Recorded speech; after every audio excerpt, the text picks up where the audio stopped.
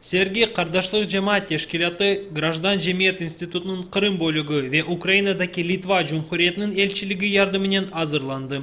Teşkilatçılarının bildirgenine göre serginin esas maksadı Kırım Tatar ve Litva gençleri arasında bağlarını havileştirmek ve Litva'nın nasıl olganını aydınlatmak. Bu sahada Ernesto Sekubauskas'nın icadı çok meraklı. Его искусство, оно отличается, наверное, от искусства нашего крымского, но тем не менее, я думаю, что оно нас всех роднит и сближает. То есть в искусстве не должно быть границ, и вот хорошо, что вот эту границу пересек Эрнестос Якубаускас, который посетил нас со своими работами.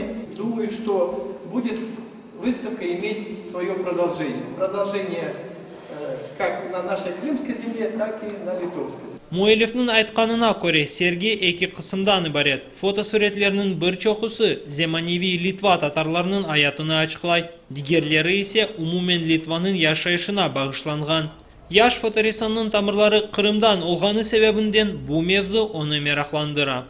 Я думаю, что вот эта выставка, она будет иметь продолжение. Я вот как раз планирую сделать какую-то выставку в Литве о Крыме, о крымских городах, о людях.